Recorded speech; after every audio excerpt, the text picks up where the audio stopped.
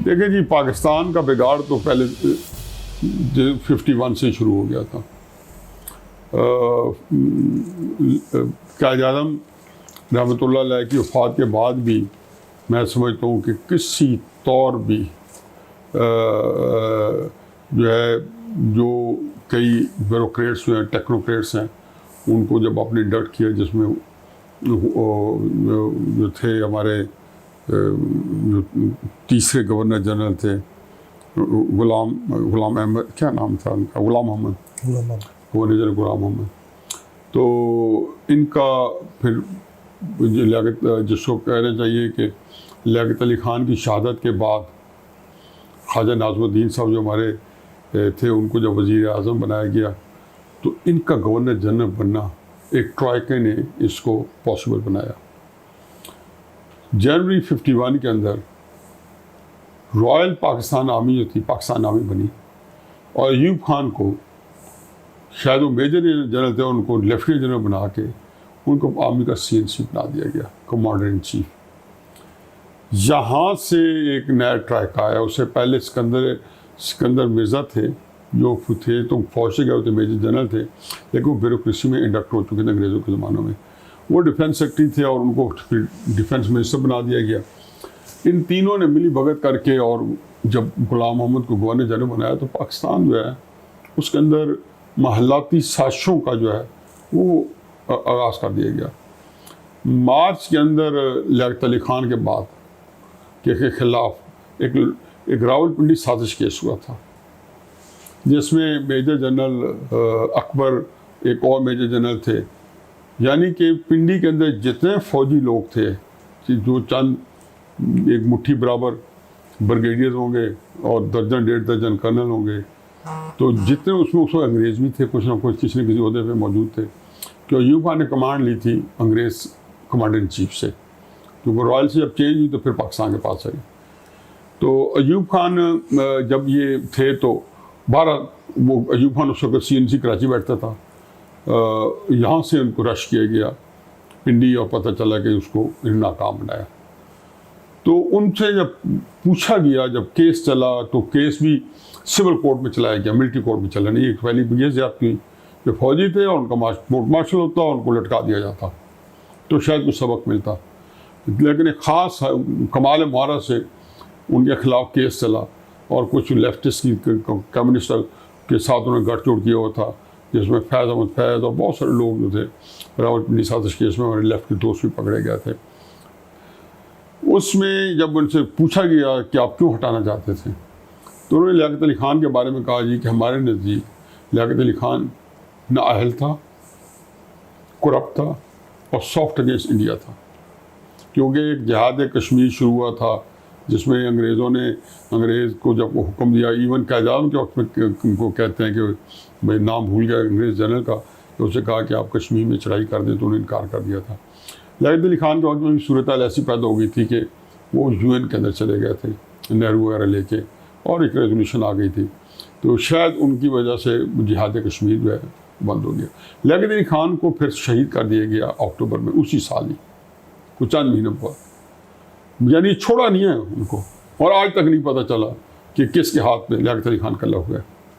बेशुमार किस्से कहानी है, जो ज़ाहिर है कि इसमें गैर मुल्की क़ुव्वतें इन्वॉल्व हो गई, क्योंकि हर वहाँ समझा गया कि इस मुल्क के अंदर फ़ौज को तकड़ा किया जाए। अमेरिका पहले दिन से ही मुख्तलिफ इमदादी पैकेट लेके आ गया, PL-480 ये वो, हर तरह की फ़ौज के लिए बंदूकें, बूट्स, ये वो, और वो फ़ौज को, क्योंकि कोल्ड वॉर का ज़माना था। एक और चीज़ है कि 50s 60s 70s पूरी दुनिया एक इंतहाई बड़ी नज़रियाती ये जो है जिसको कहना चाहिए कि तकसीम थी, और एक तनाव था कम्युनिज़म के ख़िलाफ़। कहीं पे कैपिटलिज़म थी, यहाँ पे इस्लाम खड़ा था कि कम्युनिस्टों के मुकाबले में, और फिर रशिया को रोकने के लिए जो जहाँ पे आया, जिहाद भी आया, और जिसका मैं खुद दिलो जान से हामी भी रहा हूँ, क्योंकि मैं किसी तौर पे भी नहीं चाहता हूँ कि अमेरिका हो या रूस हो या चीन हो हमारी मर्ज़ी के बगैर हमारे मुल्क पे कब्ज़ा करे, या हमारी सरहदों पे कब्ज़ा करे, या हमारी बंदरगाहों को इस्तेमाल करे। एनीवे,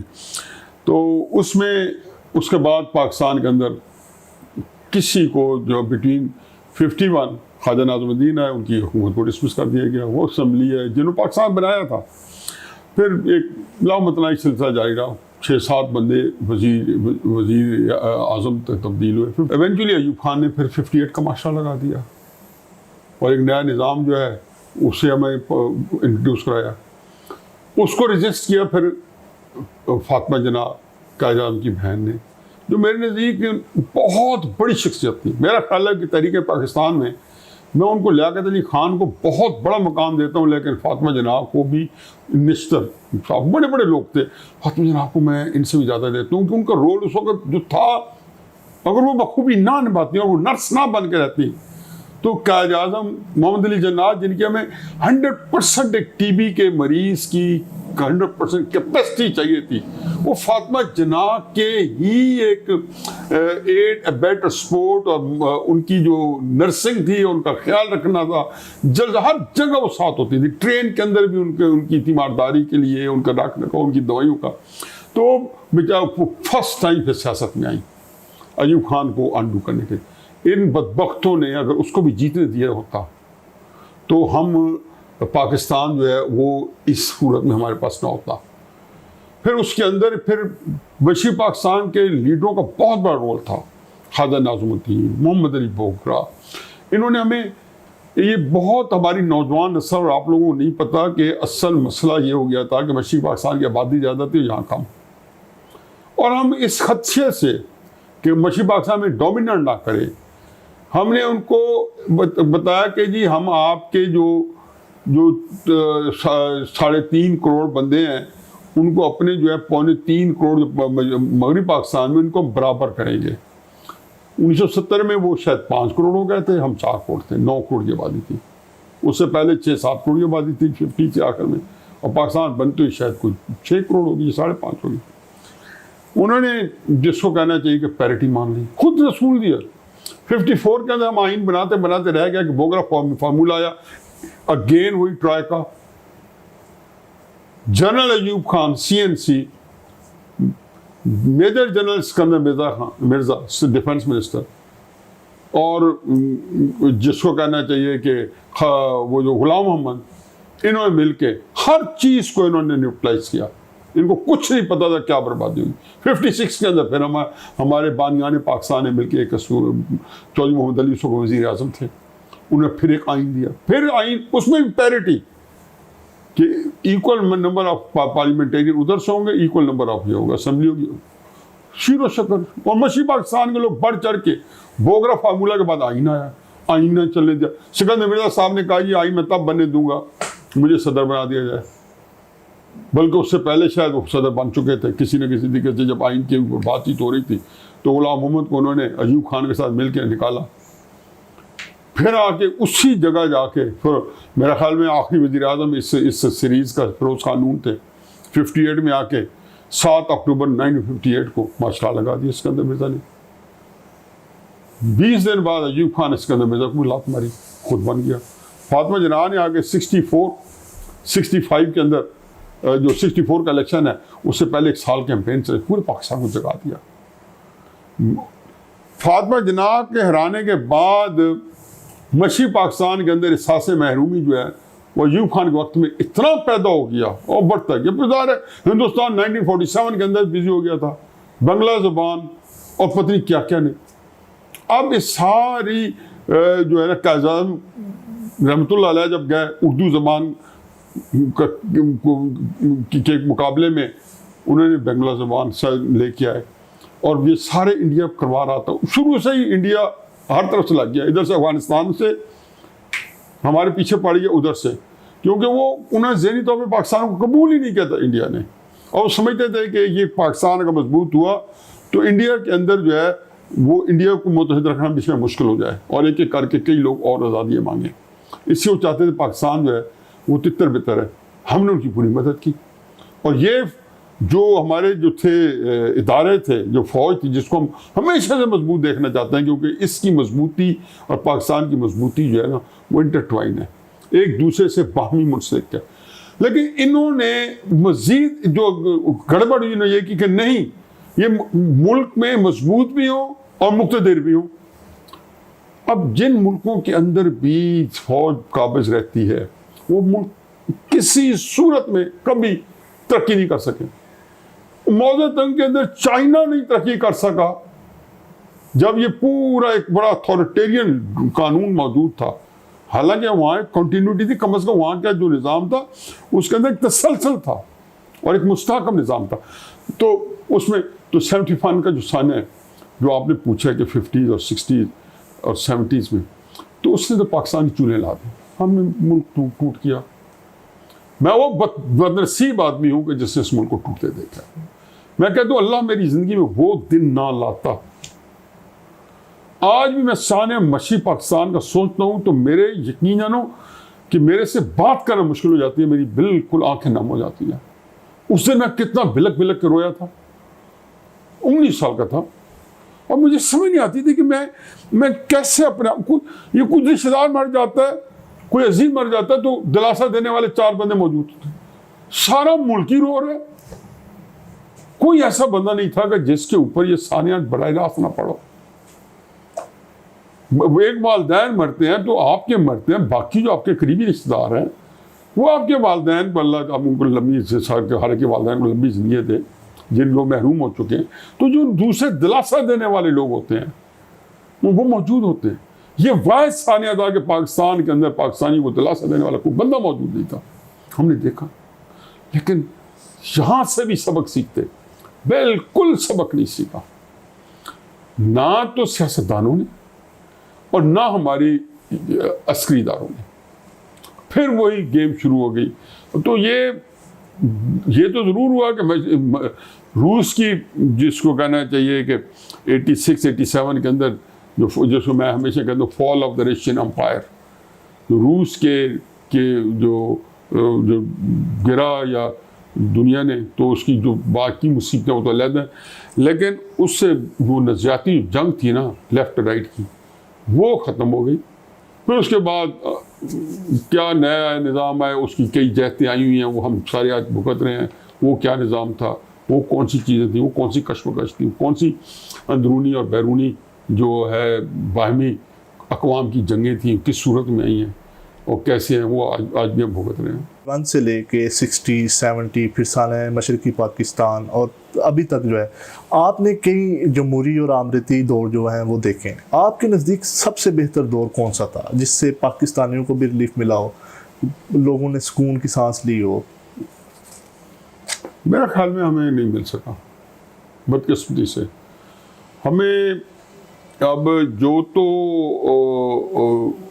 चीज़ें मैं कहनी शायद नहीं हूँ और उनको मैं तारीख़ के सफ़ात में ढूंढता हूँ, फरोलता हूँ, तो मुझे ज़्यादा ख़ुसूसन हमारे जो बुज़ुर्ग दोस्त हैं डॉक्टर सफदर महमूद साहब और बेशुमार तारीख़दानों ने जो पाकिस्तान की बनने के बाद पहले 13-14 साल अयूब खान के वक़्त तक जो कुछ होता रहा, तो उसमें तो देखा कि सिर्फ़ 47 से लेके 51 तक एक मुमलिकत को संवारने के लिए गैर मामूली तरीके पे एक सियासी इस्तेकाम भी था और एक शऊर भी था और एक राइट डायरेक्शन में चल रहे थे।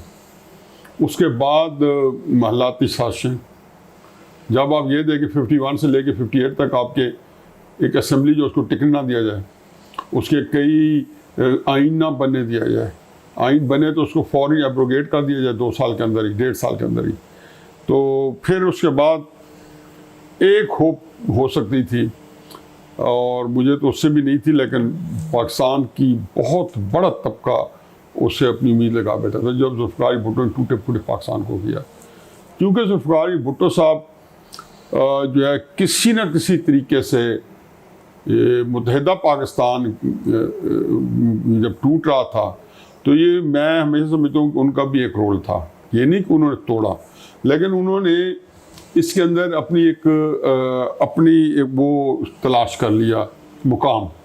उनको पता था कि मुत्तहिदा पाकिस्तान के अंदर शायद उनको सियासी तौर पे इतनी पॉपुलैरिटी के बावजूद ना मुकाम मिले, तो वो, लेकिन चलो जैसे तैसे हुआ, तो पाकिस्तान को वो मुकम्मल मुस्तहकम सियासी निज़ाम दे सकते थे और मौका ना मिलता किसी भी अफवाज पाकिस्तान को और एक दफ़ा आप वहाँ पे जिसको कहना चाहिए कि अफवाज पाकिस्तान जो हैं सियासी निज़ाम के तहत वो हल्फ जो उठा उठा के उनकी ज़ुबानों को असबर हो चुका है हमारे बड़े बड़े काबीन जर्नैलों को, और बार बार उन्होंने उस हल्फ की खिलाफ वर्जी की है। यानी कि जब वो उठा रहे होते हैं तो उनको ये पता होता है कि ये जो है ना उनके जो जैसे कि उनको वो सिर्फ लफाजी पे जा रहे होते हैं, उसकी जो स्पिरिट है उसको वो ना समझते हैं, ना वो समझना चाहते हैं, ना उसके पाबंद हैं। तो और वो आइन के अंदर मौजूद था हल्फ, तो उसकी बार बार हमारी खिलाफ वर्जी हुई। आज भी हम देखें कि किसी तौर में आइन इजाज़त नहीं देता इस तरह की सूरत हाल को कि पस पर्दा हमारी जो ताकतवर क़ुव्वतें हैं वो जो है वो पाकिस्तान के सियासी निज़ाम के अंदर मुलव्वस हों, क्योंकि हल्फ उनका कहता है कि किसी तौर पे भी हम मुलव्वस नहीं होंगे। और अब ये बिल्कुल हमें बिल्कुल अया और टीवी के ऊपर गुफ्तगू सुनते रहते हैं।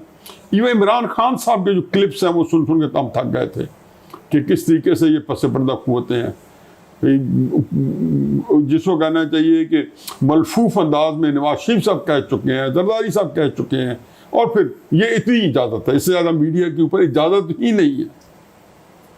और तो वो जो निज़ाम को जो है अगेंस्ट जो आइन की खिलाफ वर्जी करते हुए तो वो ये कर रहे हैं। अच्छा, हम सूरत हाल ये है कि इसमें निज़ाम आपके जो क्वेश्चन है वो ये है कि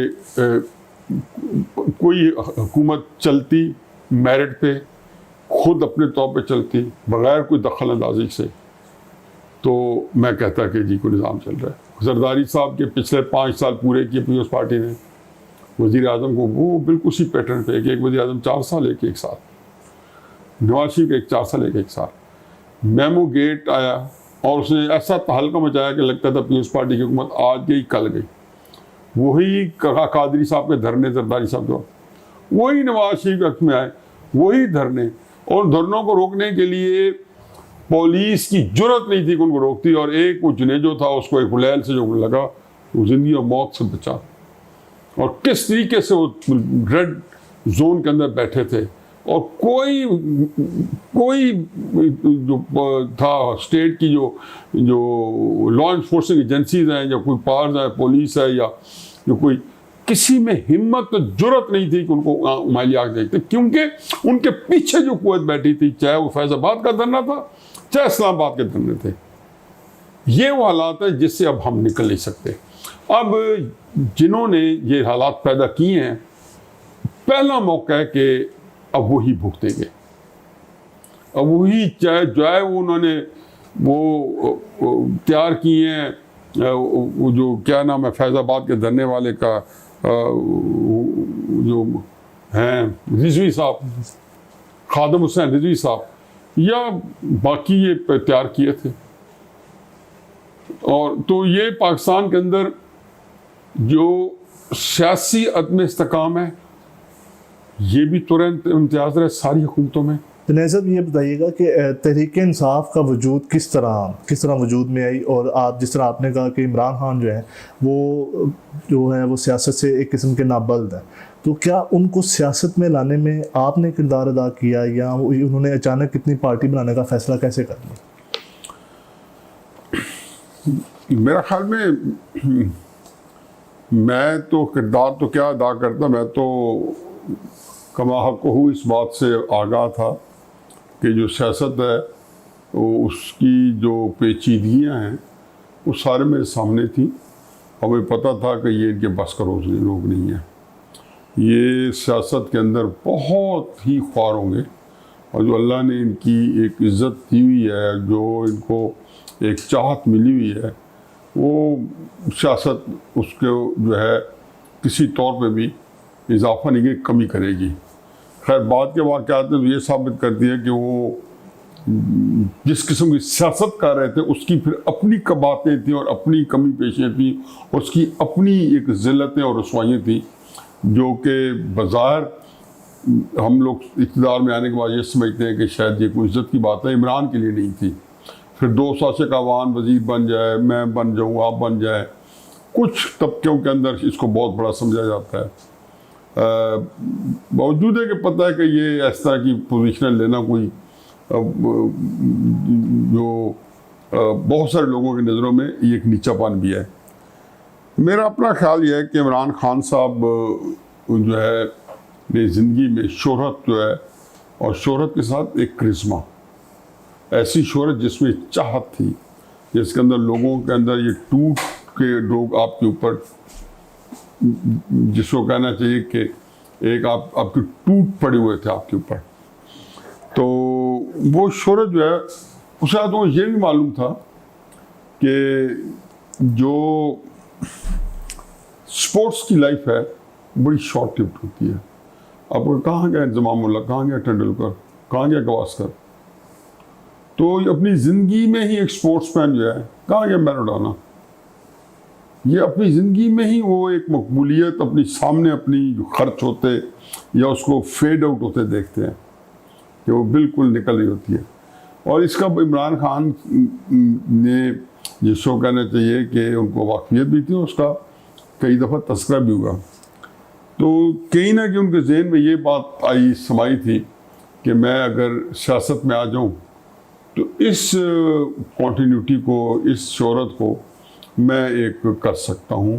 और वाक़या वक्त ने साबित किया कि शौक़ खानम हस्पताल का कुछ अर्सा गुजर के 92 में वर्ल्ड कप जीता, 94-95 तक शौकत हॉस्पिटल बनाते रहे। तो उसके बाद, और ये बात मुझे बाद में कहते तो थे कि मैं इसका ये वाक़या बना कि इमरान खान पर बदकिस्मती से बहुत ही झूठ बोलते थे, और मुझे खुदा गवाह है कि मुझे ही पता था कि वो इतने स्किलफुल जो है झूठे हैं। या तो उनको एहसास नहीं था, या उनको एक लफ्ज़ होता है नफ्सियाती जिसको साइकोसिस या हेलुसिनेशन कहते हैं, तो वो एक वो हेलुसिनेशन का शिकार थे। उसके अंदर आपको हकीकत से आप बहुत दूर चले जाते हो, फिर आप कुछ समझ नहीं आती कि आप मुख्तलिफ अनवार किस्म की बातें करते हो, तो उस पर आपको दस्तरस कोई आप उससे ठीक समझ रहे होते हो, लेकिन वो आपको दूर हकीकत से दूर ले जाती है। जब क्रिस्टियाना बेकर जो उनकी क्रिस्टियाना बेकर जो उनकी एक जर्मन दोस्त थी, तो उन्होंने अपनी किताब फ्रॉम MTV टू मैका लिखी, तो उन्होंने कहा कि मुझे 92 में जब मेरा इमरान खान साहब से पहली दफ़ा इनकाउंटर हुआ, तो उन्होंने ये बताया कि मैं जैसी शौक़ खानम हस्पताल कंप्लीट होगी तो मैं सियासत में आ जाऊँगा। फिर बाद में बताया कि जो वो उस जो करिश्मा और शोहरत वो जो ताली ग्राउंड में बचते देख रहे थे, और हर जगह इमरान खान की जो पिजराई हो रही थी, वो सियासत में आके ही फिर मीडिया और कैमरों के अंदर उसी तरह ही रचे बसे रहे, और उसी तरीके से उनके सामने जो है वो लोगों के सामने आते जाते रहे। तो ये नुकता था जो मैंने, मेरा ख्याल है कि बड़े देर बाद आके ये पाया था, कि मैं इससे गौर जरूर करता था कि एक बंदे को सियासत से शगफ नहीं है, सियासतदानों के बारे में, उसके बारे में कोई उसको सियासत के कुछ भी नहीं पता था, ना उसे तरीके पाकिस्तान का पता था, ना पाकिस्तान की मौजूदा सियासत का पता था, ना उसके अंदर कोई आइडियलिज्म था सियासत तौर पर। नज़रिया जिसको कहते हैं, मुझे समझ नहीं तो क्या कहते हैं कि नज़रिया ये कहने को मंशूर नज़रिया नहीं होता कि आपने इंसाफ देना, आपने रोटी देना, कपड़ा देना, ये नज़रिए नहीं होते। आइडियोलॉजीज होती है ना, जो मुल्कों के ऊपर चलाई दौड़ते हैं, तो वो आइडियोलॉजीज के ऊपर करते हैं।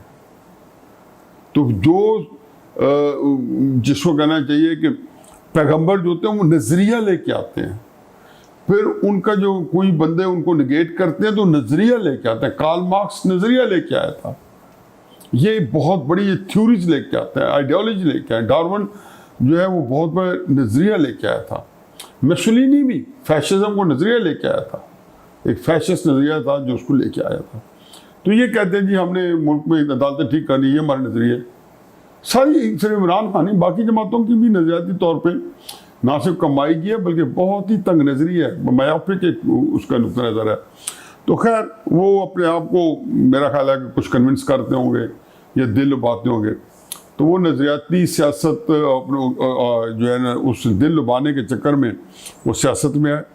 लेकिन ये तो मानना पड़ेगा ना कि जो उनको क्रिकेट ने जो एक मीडिया में जगह दी हुई थी, तो वो बाद में जो आँख खोजल पहाड़ ओझल, और फिर उसकी कई मिसालें हमारे सामने थी और हम देखते भी थे कि ये वो सूरत हाल से जो बाकी उनके साथी स्पोर्ट्समैन 2-4 थे, जब उनका दौर ख़त्म हुआ और बड़ा प्लेयर उससे वो बड़ा आ गया तो उससे वो जगह ले लिया और